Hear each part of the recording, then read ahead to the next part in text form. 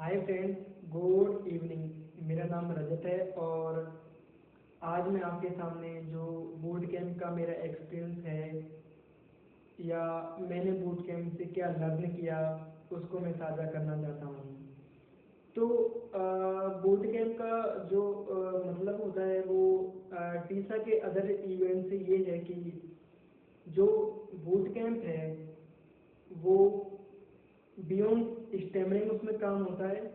But जिस तरह से अदर प्लेटफॉर्म पर स्टेमरिंग के लिए काम होता है वो जैसे कि नेशनल कॉन्फ्रेंस हो गई उसमें मैक्सिमम फन होता है। कम्युनिकेशन वर्कशॉप हो गई उसमें सीखने को होता है स्टेमरिंग के बारे में और प्रैक्टिस करने को होता है। ठीक इसी तरह से इसमें जो बूट कैंप होता है वो एक आर्मी का जिस प्रकार से कैंप हुआ होता है वो एक वेरी डिसिप्लिन होता है। उसमें जब अपन की टर्न आती है तो उसमें फटाफट से तैयार होकर और रेडी होकर वहाँ पे जाते हैं, मेडिटेशन करते हैं। तो ये है कि एक आर्मी के उससे लिया गया है। तो स्ट्रक्चर, रूटीन, डिसिप्लिन तो ये हमें सिखाता है। इससे पहले मैं बात करूँगा बूट कैंप की कि मैं इसे तीसरा के प्लेटफॉर्म से अलग क्यों कह रहा हूँ। तो इसके पीछे का जो तर्क है वो ये है कि टीसा के सभी जो इवेंट्स होते हैं उनमें स्टेमरिंग के रिगार्डिंग की जाती है। बट उससे पहले जो हमारा जो लाइफ का जो इम्पोर्टेंट कंसेप्ट है वो एक मन आता है कि मन को वश में करना या हमारा जो मन है वो हमारे अकॉर्डिंग चले या हमारा मन कैसे अच्छा रहे। तो एक तरह से मन पर काम करने के लिए जो बूट कैंप है वो एक काफ़ी अच्छी जगह है। प्लस इसमें जो डिस्कशन होते हैं वो एक बियॉन्ड स्टेमरिंग लाइफ के जो इम्पोर्टेंट कॉन्सेप्ट होते हैं उनको समझने के लिए बहुत जरूरी है। तो तीसरा का बूट कैंप जो उसका पर्पस है वो है मेडिटेशन, ध्यान करते हैं। इसमें अपन अवेयरनेस का लेवल बढ़ाते हैं। जितना अच्छा हमारा ध्यान होता जाएगा हमारी जो अवेयरनेस है उसका लेवल भी बढ़ता जाएगा और हमारी जो कामनेस का लेवल भी है वो भी धीरे धीरे अच्छा होता जाएगा। इस बूट कैंप से पहले हमारी जो कामनेस का जो लेवल था वो काफ़ी अलग हो सकता है डिफरेंट परिस्थिति के हिसाब से। यदि अपन एग्जाम्पल के लिए सपोज ट्रेन में सफ़र कर रहे हैं, हमारी बस जाने वाली है, उसको केवल 5 मिनट रह गए हैं और हम काफ़ी दूर हैं, तो हम पेनिक में चले जाते हैं और हड़बड़ी में हम काम करने लगे रहते हैं या फिर हमारी बस छूट गई। तो ये जो प्रेशरफुल सिचुएशन या उन सिचुएशन पर हमारा अमूमन अवेयरनेस नहीं होती है, वहाँ पर कैसे डील की जाए, कैसे काम किया जाए, इस कामनेस को भी हम यदि हम अच्छे लेवल पर मेडिटेशन एंड साइलेंस की प्रैक्टिस करते हैं तो वहाँ से भी बहुत अच्छे ढंग से सीखा जा सकता है। तो बिफोर बूट कैंप जो मैं बात करना चाहूँगा तो मैं ये बोलना चाहूँगा कि कैसा माइंडसेट होना चाहिए हमारा। तो बिफोर माइंडसेट जो माइंडसेट होना चाहिए वो ये होना चाहिए कि मैं इसमें क्यों जा रहा हूँ। एक इम्पोर्टेंट चीज़ है कि इस बूट कैंप में हमें तभी यदि हम हमारा माइंडसेट इस लेवल का है, जैसे मेरे को मेडिटेशन सीखना है, वहाँ से जो मेडिटेशन सीखूंगा मैं पूर्ण से मैं सीखूंगा। फैकल्टी होस्ट जैसे भी मेरे से बोलेंगे मेडिटेशन के बारे में मैं उसको फोकस करके सीखूंगा। मैं अपनी अवेयरनेस के लेवल को मैं बढ़ाऊंगा जितना हो सके और इससे जो कामनेस उत्पन्न होगी मैं उसको इस मेडिटेशन में तो अप्लाई करूंगा ही, बट जो डेली की जो लाइफ है या अपन की जो डेली या वर्क कर रहे हैं, स्टूडेंट हैं, कॉलेज में हैं, कोई इवेंट अटेंड करना है या कहीं पर अपन रेलवे स्टेशन पर कोई हमारी बस छूट गई तो उसे ओवरऑल सिचुएशन को कैसे डील करना है। हवाई जहाज की यात्रा कर रहे हैं, पैनिक हो रहा है, क्या करना चाहिए क्या नहीं करना चाहिए। तो उस मोमेंट पर यदि हम काम होके उस चीज को डील करें तो वो हमारी लाइफ को आसान बनाती है और उस सिचुएशन को हम बेहतर तरीके से डील कर सकते हैं। तो ये हमें सिखाता है एक अच्छा मेडिटेशन, एक अच्छी अवेयरनेस और कामनेस। तो यदि हमारे मन में या मानसिकता में वाकई में बियॉन्ड स्टेमिनिंग मेडिटेशन या आध्यात्म सीखना है या मन पर काम करना है तो वहाँ पर हम जा सकते हैं। तो ये जो पर्सपेक्टिव होना चाहिए, माइंडसेट होना चाहिए। तो हम मेडिटेशन सीखेंगे। कुछ दिन मैं ऐसे बताना चाहता हूँ कि मैं साइलेंस रहना चाहता हूँ, मुझे मैक्सिमम टाइम साइलेंस में बिताना है, तो हम मेडिटेशन अटेंड कर सकते हैं। और एक जो मैं अच्छे माहौल में जा रहा हूँ, सपोज करो मेरा मन है कि कच्चा है, एक होता है मन कच्चा और एक मन पक्का। अब जब हम बूट कैंप में जा रहे हैं मेडिटेशन को करने के लिए तो जो सामान्य से जो लेवल होगा आई थिंक वो कच्चा ही मन होगा। यदि मन पक्का ही होता पहले से तो हम मेडिटेशन जाते ही क्यों। तो कच्चा मन है तो उसके लिए माहौल उसको प्रभाव डालेगा ही डालेगा कैसे भी करके। तो हमारा उद्देश्य या हमारे कहीं ना कहीं माइंड में ये होना चाहिए कि यदि मैं रजत बाकी के जो और एग्जाम्पल के तौर पर रजत मान लेता हूँ, रजत 1 2 3 4 5 6 7, मैं अपनी तरफ से अच्छा माहौल क्रिएट करूंगा, ऐसा माहौल क्रिएट करने की कोशिश करूंगा जिससे जो मेडिटेशन के लिए वास्तव में अच्छा हो। मैं साइलेंस बनाकर रखूंगा और यदि कुछ भी अनएक्सपेक्टेड होता है जो कि मेरी से परे है या मेरा उस पर कंट्रोल नहीं है, मैं अपने मन को काम करूंगा और उस सिचुएशन को बेस्ट करूंगा और उसको डील करूंगा।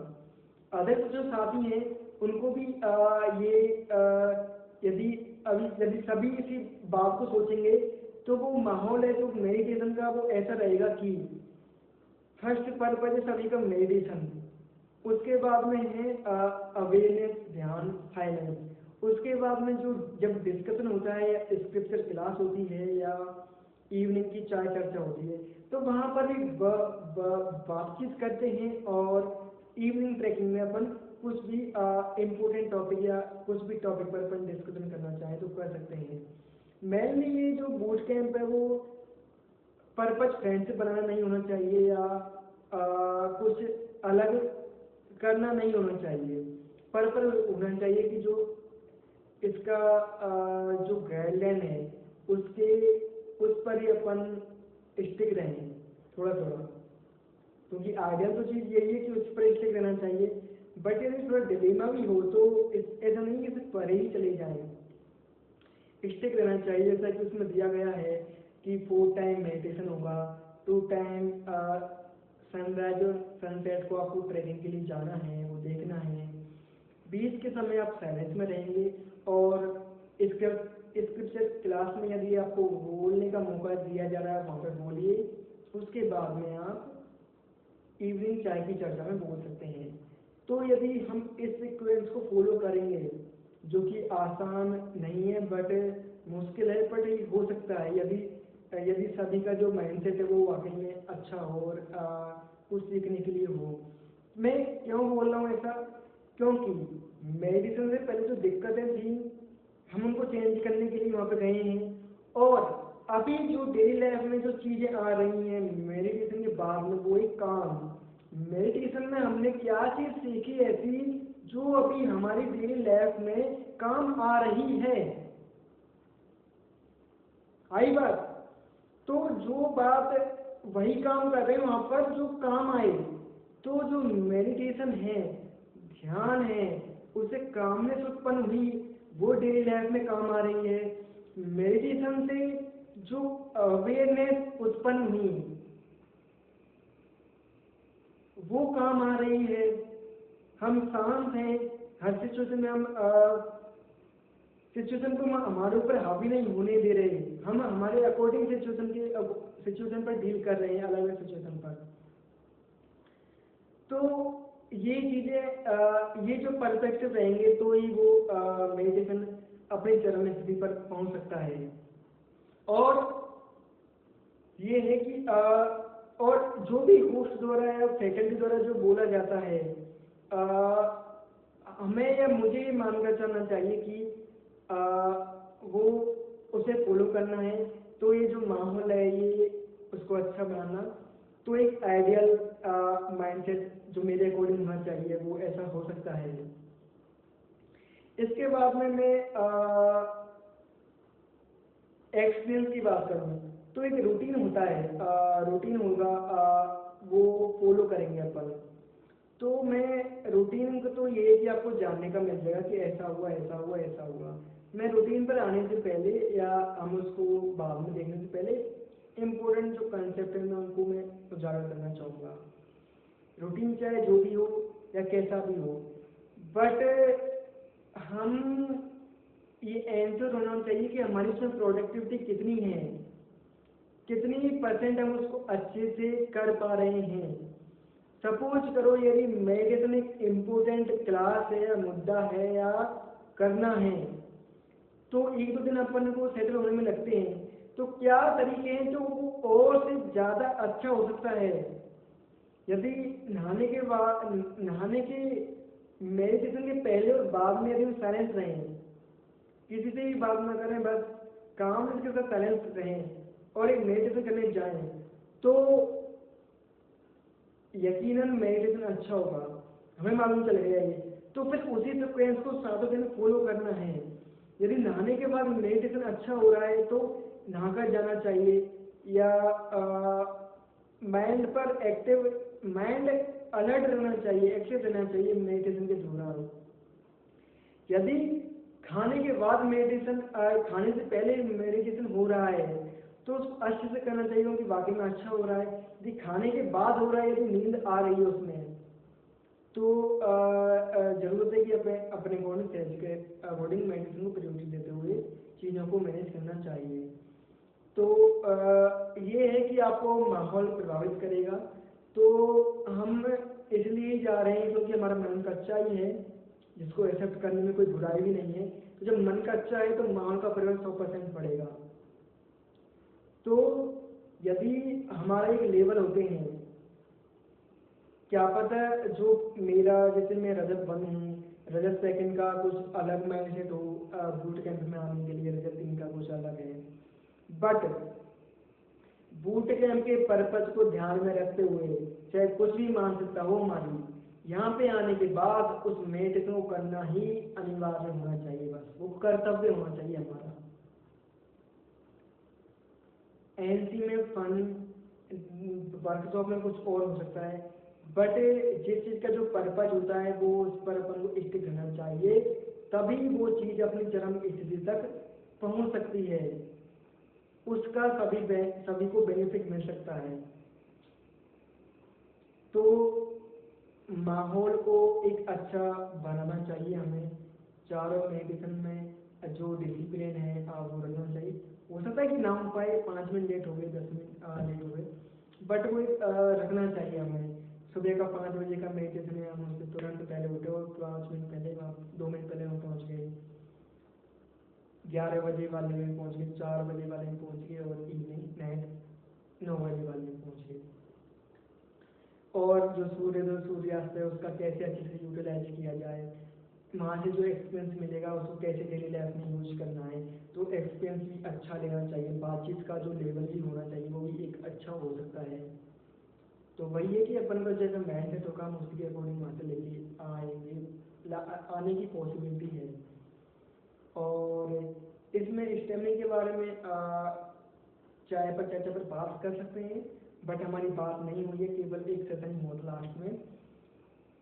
बियॉन्ड स्टेमिंग लैब के जो कंसेप्ट होते हैं उन पर बात हुई, ढेर सारी बात हुई। ये तीसरा का मैंने पहला इवेंट देखा जिसमें इतनी सारी लैब के स्टेमिंग की बियॉन्ड बातें होती हैं, तो जो कि काफ़ी इम्पोर्टेंट ही हैं। और जब एक्सपीरियंस पर्सन होते हैं हमारे सामने, फैकल्टी होती हैं, तो उनसे सीखना कहीं ना कहीं अक्लमंदी का काम है और वो बेनिफिट करता ही है। तो आपको एक एंश्योर करना है कि आपको माहौल बचा कर रखना है अपना। यदि आपका माहौल गया तो आप का गोल था ये, आप अलग अलग गोल पर चले जाओगे प्लेजर के कारण, कि यार वो दोस्त ऐसा कर रहे हैं चलो इधर भी चल जाते हैं, दोस्त ऐसा कर रहे हैं इधर भी चल सकते हैं, तो कर सकते हैं, बट लिमिटिंग फिक्स होना चाहिए। 60% जो अनुपात होना चाहिए पूरे ओवरऑल का, वो मेडिटेशन होना चाहिए, काम में शांत होना चाहिए, और फिर उसके बाद में जो 20% है वो साइलेंस होना चाहिए, और 20% बातचीत या चाहे पर चर्चा या जो भी अपन करना चाहें वो हो सकता है। तो तो ये है कि बिफोर आफ्टर मेडिटेशन साइलेंस रहना बहुत ही ज़रूरी है।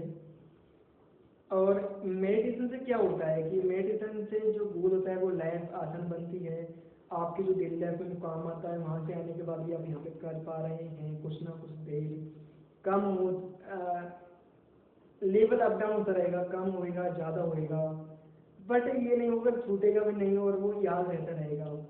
तो अल्टीमेटली उसके टच में रहना भी काफ़ी इम्पोर्टेंट है। और इम्पोर्टेंट है कि फैकल्टी की बात को मानना, क्योंकि वो एक्सपीरियंस पर्सन है। यदि आपने वहाँ पे कैसे भी अपने मन को कंट्रोल करके, मन भागता है बट उसको 7 दिन के लिए कमांड मिल जाए कि इस पर स्टिक रहना है, तो वो आप ज़्यादा बेनिफिट वहाँ से निकाल सकते हो। और 7 डेज में अच्छे से सीखने का मन रखते हो खुद को।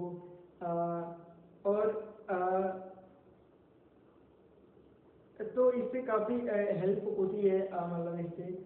तो मैं एक एग्जाम्पल मैं शेयर करना चाहूँगा इसके ऊपर। सपोज करो यदि हमारे लिए इजी रास्ता है तो मैं चल जाएंगे, यदि कुछ चैलेंजिंग करना है या चैलेंजिंग है तो उस सिचुएशन को 2 तरीके होते हैं डील करने के। कुछ चैलेंज आ गई, हमने कोई बस की, अरे बस निकल गई, उसने बोला था यहाँ पे आने का, वो ट्रैफिक है। यदि सपोज करो 2 एग्जाम्पल दो, एक रजत एक मैं हूँ और दूसरा रजत का मैं एग्जाम्पल दूंगा। रजत 1 है जिसने मेडिटेशन, सपोज करो मैंने मेडिटेशन अच्छे से किया और मैं काम हूँ और अवेयरनेस अच्छी है, तो मेरे पर मैं हर सिचुएशन में काम लेने की कोशिश करूँगा। मैं रेलवे स्टेशन में गया, मेरी बस मिस हो गई या कुछ भी हो गया, फिर अपन वेट कर रहे हैं 4-5 घंटे तक, बस ली, फिर वहाँ से आगे बढ़े। इस सिचुएशन में यदि हम पूरी सिचुएशन में काम है तो मेडिटेशन अच्छा हुआ और उसने आपकी लाइफ को आसान बनाया। दूसरा पर्सन यदि रजत सेकेंड, मैंने मेडिटेशन करते समय मैंने लापरवाही की, मेडिटेशन से पहले बाद में बातचीत करता था, मेडिटेशन कर रहा था वही बातें माइंड में घूमती रहती थी, हरदम जो पर्पस से अदर्स गोल पर मैं स्टिक रहता था। मैंने मेडिटेशन सही ढंग से नहीं सीखा, साइलेंस भी अच्छे से नहीं सीखा, तो क्या होगा मेरे साथ? यदि मेरी बस मिस हो गई या कहीं पर जाम या फिर अगर, अरे वहाँ पर तो बहुत भीड़ थी यार, हाँ मैं तो बहुत देर से वहाँ बैठा हुआ था यार, ये हो गया था वहाँ पे, ये सारा बेकार सिस्टम है, आज तो बहुत भीड़ थी वहाँ पे तो यार, सारा दिमाग खराब कर दिया मेरा।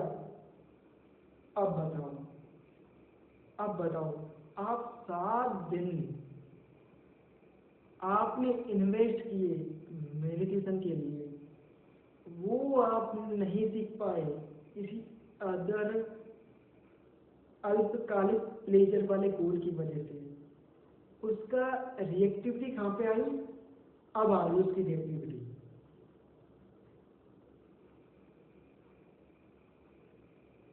सच्चाई है ये।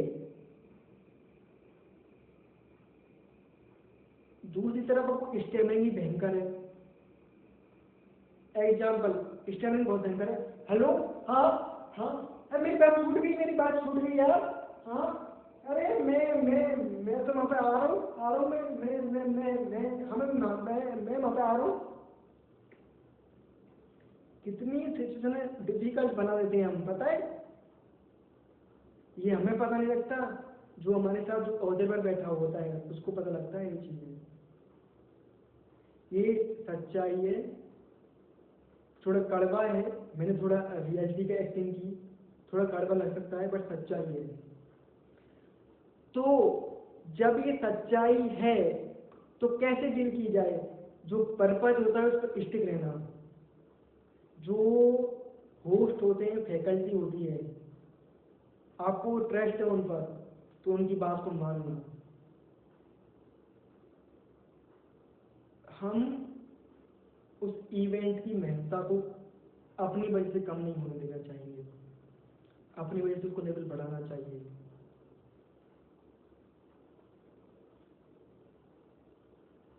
तो ये चेंज आता है before boot camp, after boot camp. Boot camp combination है। विपासना में मैंने सीखा था वो मेडिटेशन अवेयरनेस, ठीक है, काम में सीख ली, पर डेली लाइफ से भी डील करना है। तो उसके अलावा मेडिटेशन तो ठीक है, फाइनेंस भी ठीक है। अब इसके आगे किया, अगर किया स्क्रिप्चर क्लास होती थी। अब क्लास में स्वामी विवेकानंद की पुस्तक है कर्म yoga, first chapter, second chapter, third chapter discuss हुई। कर्म का चरित्र पर प्रभाव, हम जैसा काम कर रहे हैं वो हमारे चरित्र में कहीं ना कहीं बनता जा रहा है। चरित्र में आ गया तो वो हमारी हैबिचुअल में आ जाएगा। सब अपने अपने कर्म में श्रेष्ठ हैं। तो ये 3 चैप्टर थे, उनकी जो बोला जा रहा है उनको ध्यान से सुनना, जरूरत पड़ने पर अपने विचार साझा करना, कुछ पूछना, सारी चीज़ें बैलेंस में लेके चलना अच्छा है।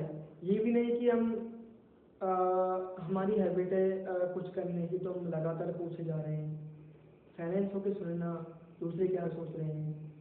तो यदि आप में जहाँ पे ज़रूरत है आपने उतना बोला है, यदि आप पे नहीं आता है, आप सोच समझ में नहीं आ रहा, आप सुन रहे हैं बस, सबने बोला आपकी समझ में आ गया, क्या अच्छा लगा आपको, तो स्क्रिप्चर क्लास, शाम की चाय की चर्चा, इम्पोर्टेंट मुद्दे या अपन जिन मुद्दों पर डिफिकल्टी आती है, हम फंसते हैं, उनको अपन डिस्कस कर रहे हैं। तो वो काफ़ी, अब वो बूट कैंप वापस तो नहीं आएगा, साधे निकल चुके। तो या तो है कि हम, मैं रजत फ्रेंडशिप कर लूँ या दोस्ती यारी कर लूँ और उनमें रह लूँ, मतलब उनमें मैं अनुपात में ज़्यादा बढ़ा लूँ, या अब मेरी, मुझे यदि बातों से फर्क नहीं पड़ता, मेरी हैबिट ही बात करने की है, क्या पता कोई दूसरे की नहीं हो, उसको फर्क पड़ता हो, उसका मेडिटेशन विघ्न हो रहा हो। यदि मेरे रजत के कारण किसी दूसरे रजत सेकंड का कुछ हो रहा है, तो ये भी तो है ना, उसकी जिम्मेदारी कौन लेगा? क्या पता किसी बंदे का ये लास्ट बूट कैंप हो, या वो वाकई में कुछ सीखना ही चाहता हो, ऐसा हो सकता है भाई, किसकी क्या परिस्थिति हमें क्या पता। तो ये जरूर होनी चाहिए कि बूट कैंप के माहौल को एकदम आइडियल बनाना चाहिए, और आइडियल नहीं बना पा रहे हैं, हमारा मकसद कहीं और है और प्रीमियम बूट कैंप में आ गए हैं। तो प्लीज़ सबसे पूछ लेना चाहिए, जैसे मैं रजत हूँ और मेरे नहीं है, तो मुझे सबसे पूछ लेना चाहिए आपका बूट कैंप आने का क्या उद्देश्य है, आपका क्या उद्देश्य है, आपका क्या उद्देश्य है, पर्पज। सच बोलना, झूठ मत बोलना। वो सच बोलेंगे तो आपको मालूम चलेगा कि उनकी क्या माइंडसेट है। तो यदि आप उनके माइंडसेट में फिक्स बैठते हो तो उनके पास रहो, नहीं तो फिर उनसे दूरी बनाओ, जिससे उनको तो कम से कम नुकसान ना हो यार, है ना, हमारे कारण। तो ये कुछ चीज़ें हैं जो ना कहीं मतलब मुझे समझनी चाहिए। और पहली बात तो मुझे जाना ही नहीं चाहिए, यदि मेरे मानसिक नहीं है तो पहुंच गए तो अपन को ऐसा करना चाहिए। यदि खुद मतलब मेरा मन नहीं है, खुद कुछ तो मैं सीखूंगा मेडिटेशन के बारे में, तो कोशिश करनी चाहिए। तो ये है कि मेडिटेशन ने जो ध्यान सिखाया, अवेयरनेस बढ़ी हमारी, हमारी कामनेस कम हुई, तो ये तो मैं सिखाया ही। फिर इसके बाद में जो बोनस की मैं बात करूँ तो वो क्या है, बोनस है कि एक्सपीरियंस पर्सन से आपको सीखने को मिलता है लाइफ की जो स्किल्स हैं। सचिन सर थे उसमें 66 की है, एक्सपीरियंस काफ़ी ज़्यादा है, तो उन्होंने ये सारी चीज़ें देखी होती हैं, वो खुद एक्शन ले रहे होते हैं। ऑफलाइन देखना वर्चुअली इंटरप्रेट करने में यदि आपकी ऑनलाइन अच्छी है तो आप सारी चीज़ों को कर सकते हैं काफ़ी कुछ। तो आपको ट्रैवलिंग लर्निंग मिलती है, आप जाते हो आते हो। इतनी चैलेंजिंग यदि जाना चैलेंजिंग नहीं तो आने को चैलेंजिंग बनाओ। किसी की यदि हमने कुछ किया है और हेल्प नहीं ले रहे तो और चैलेंजिंग है वो घर तक आना। तो मैंने भी ऐसे ही किया था, मतलब देहरादून से जब यहाँ पे आया तो मैंने उसको चैलेंजिंग बनाने की कोशिश की, तो उससे मैंने ज़्यादा सीखा। बजाय यदि मैं एक ही बस में आ जाता तो मैं कुछ भी नहीं सीखता उससे। बट ये अपनी क्षमता के अकॉर्डिंग करना चाहिए और सहजता के अकॉर्डिंग। और अदर मान से कि टीसा के साथियों के साथ मिलना, हिमांशु भैया वहाँ के लोकल एक्सपर्ट थे, तो उन्होंने जाकादार के बारे में काफ़ी सारी जानकारी दी। वहाँ पहाड़ थे, अच्छा माहौल था, हम गए थे रात में 2 दिन, सर्दी लगी थी हमें, इतना अच्छा माहौल था मेरे लिए एकदम परफेक्ट। और अच्छे से दोस्त मिल जाते हैं, मतलब बातचीत करने से क्या पता अच्छा दोस्त मिल जाए। इस बार के बूट कैंप में 6 मेंबर थे, सभी के साथ अच्छी बॉन्डिंग थी। पार्टिसिपेंट थे अनुराग जी, धीरज जी, डॉक्टर निर्मल जी, सोमनाथ जी, और एक नवजीत जो राजस्थान के थे, वो मेरे रूममेट थे, और मैं। सो अलग अलग पसंद है, अलग अलग चीज़ें सीखने को मिलती है, बॉन्डिंग बनती है, वो ठीक है। वो ये ना अनुपात अच्छा है वो। बट हमारा पर्पस जो था मेडिटेशन वाला, अवेयरनेस वाला, तो वो फिर हो रहा है, फिर अपन इसको कर रहे हैं तो ठीक है, अच्छा है। तो ये बेनिफिट मिलते हैं जाना आना उनके साथ। तो एक तरह से अपन याद भी बनती हैं काफ़ी अच्छी 7 दिन तक। जागरदार के पीपल से बातचीत करना, वहाँ पे ट्रैकिंग पे ऊपर जाना पहाड़ों पर, तो वहाँ के जो लोग होते हैं रहन सहन क्या है उनका, जोग्राफी देखते हैं उनकी, वो कैसे चीज़ों को करते हैं, समझना मतलब अभी जो हमने बुक्स में पढ़ा था कि सीरीज नुमा खेती होती है, कैनाल होती है, पहाड़ों पर पानी कैसे चलता है या जाता है।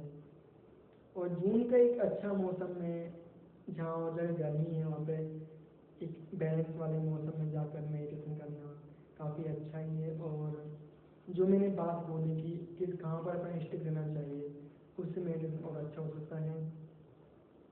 और मेडिटेशन के लिए और भी अच्छे के लिए वो है कि स्ट्रक्चर रूटीन तो होता ही है, बट जो मेडिटेशन जो सिखाया गया था उसके जो लेवल क्या थे, तो पहले तो एक विचारों को देखते हैं अपन, सांस लेते हैं, मन में विचार आते रहते हैं, हम देखते रहते हैं। दूसरा है सांस पर फोकस करते हैं। तीसरा या फिर जो भी स्टेप अपन को करना चाहिए, 6 स्टेप मेडिटेशन भी आया था। जो भी अच्छा है उसको सीखना चाहिए, सीखना सभी को चाहिए, जो अच्छा लगे हम उनको कंटिन्यू कर सकते हैं आगे। तो जो रूटीन था वो तो मतलब आगे की मतलब एक वीडियो इसमें आ जाएगा, और बाकी के मेंबर्स में बता दूंगा। रूटीन है डिसिप्लिन के साथ करना होता है, कंसिस्टेंसी बढ़ती है। हम जो पहले नहीं कर पा रहे थे वो मांग के कारण वो भी करने लग जाते हैं। फिर 5 बजे जगना और रात के सोना। इस दौरान वो मेरी मोबाइल की कनेक्टिविटी अब थी नहीं, तो इसका बेनिफिट वो ये हुआ कि मैं 7 दिन तक मैं मोबाइल से ऑलमोस्ट डिस्कनेक्ट था। एक एक दिन में एक बार मैं मोबाइल को देखता था कि बूट कैंप में क्या चल रहा है, कोई इम्पोर्टेंट तो नहीं है, तो उसको मैं देख के नहीं फिर वो रहा था। तो मोबाइल ना होने से काफ़ी मेडिटेशन अच्छा हो सकता है। तो ज़रूर है उसको आप कम से कम यूटिलाइज करें, इससे मेडिटेशन और अच्छा होगा। तो बियॉन्ड स्टेमिंग मेडिटेशन आपको बहुत कुछ सिखा सकता है। 5 AM हमारी मेडिटेशन होता था, और ग्रेजुअल लिस्ट तैयार की जाती है, हम उसमें आभार व्यक्त करते कल के दिन में किन व्यक्तियों के कारण मेरा मेडिटेशन मतलब मेरा दिन अच्छा गया, किन की हेल्प से अच्छा हुआ। तो उससे एक मैन पॉजिटिव बन जाता है, और जो हम पॉजिटिव मैन के साथ मेडिटेशन उतरते हैं तो हम पॉजिटिव थॉट्स ही आते हैं। और टू डू लिस्ट तैयार करते हैं। फिर मॉर्निंग सनराइज की साथ ट्रेकिंग होती है सोने के साथ। तो 6 बजे के लगभग समथिंग में। और उसके बाद में वहाँ से आने के बाद में 8:30 बजे ब्रेकफास्ट होता है, तो उसमें क्वेश्चन पूछ लेते हैं या कुछ भी। फिर 11 बजे तक अपन अपने अपना कुछ काम करते रहते हैं, कुछ भी अपना। 11 बजे फिर मेडिटेशन होता है, उसके बाद में स्क्रिप्चर क्लास होती थी 1 बजे तक, उस पर डिस्कशन होता था। उसके बाद में 11 से 11:30 ये हो गया, और गर्मियों का चैप्टर लिया था उसमें। तो मतलब ये था। फिर उसके बाद में 11 से 1 से 2 फिर रेस्ट होता था, मतलब 1 से 2 तक लंच। फिर 4 से 4:30 मेडिटेशन, फिर 4:30 से चाय पर चर्चा, और उसमें कोई भी टॉपिक ले लेते थे, क्वेश्चन पूछ लेते थे, लाइफ के मुद्दे ले लेते थे अपन। फिर 6 PM अपन ट्रैकिंग के लिए जाते थे, लगभग इवनिंग ट्रैकिंग सनसेट देखने के लिए, और चर्चा बातचीत करते हुए जाते थे। 7-8 बजे आते थे, मतलब फिर 8:30 से लंच डिनर करके 9 बजे फिर एक मेडिटेशन होता। अंदर में उसमें चेंज था, एक छोटा सा। मेडिटेशन पहले था और डिनर बाद में था, तो मेडिटेशन काफ़ी अच्छा होगा। तो ये भी एक अच्छा व्यू हो सकता है। और जब स्लीप कर रहे हैं तो दिन को एनालाइसिस कर सकते हैं कि कैसा रहा, क्या मैं सही कर रहा हूँ, क्या इम्प्रूवमेंट करने की गुंजाइश है। तो गलतियों को अपन ऐसे इम्प्रूवमेंट कर सकते हैं। और मौन और बातचीत का बैलेंस होना बहुत ज़रूरी है, और मेडिसिन अच्छा मतलब हो सकता है। और मतलब है। और मतलब भोजन बनाने के लिए हमने लास्ट में मतलब हम सभी साथियों ने वो भी किया था, तो वो भी एक अच्छा रूप होता है वो। और तो ट्रेवलिंग में भी सिखाया था। लास्ट दिन अपन देव बन गए थे सुबह ट्रैकिंग के लिए, तो बन के वहाँ पे आराम से बैठ के खूब अच्छा मौका था वो मतलब। फिर वापस आए अपन। चक्राता एक ऐसा हिल है, वो भी मसूरी की तरह नाम फेमस नहीं है, बस वो अच्छा है। ठंड पड़ती है वहाँ पे, मौसम एकदम अच्छा रहता है जून में, तो वो भी एक अच्छा है। वहाँ से स्टेज टॉप भी कर ली थोड़ी सी। और तो विकास नगर आए, विकास नगर से सचिन सर ने हमें विदा किया। हम बस द्वारा हम मतलब निर्मल डॉक्टर निर्मल तो चले गए थे। फिर अनुराग जी, धीरज जी, सोमनाथ जी, नवजीत में निकल गए देहरादून की ओर। देहरादून पहुँच गए, फिर अपन सोमनाथ जी को ड्रॉप करके बुद्धा टेम्पल पहुँच गए अपन। बुद्धा टेम्पल में अपन ने 1 घंटा अच्छा सा ध्यान किया। थॉट्स आ रहे थे जा रहे थे, पर अच्छा था बुद्धा टेम्पल का। हमने एक्सपीरियंस अच्छा लिया उसका। 1 घंटे ध्यान करके फिर अपन निकल दिए। फिर थोड़ा चैलेंजिंग सिचुएशन आई, तो चैलेंजिंग सिचुएशन ज़्यादा सिखाया ट्रेवलिंग में यहाँ पे जयपुर में, तो बिल्कुल काफ़ी अच्छा रहा। अंत में मैं इसको कंक्लूड करना चाहूँ तो मैं ये बोलना चाहूँगा,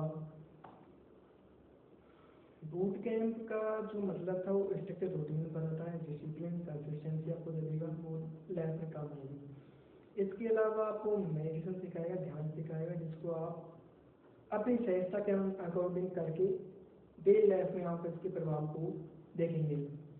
कामनेस सिखाएगा आपको, अवेयरनेस में आपकी डेवलपमेंट कर सकता है।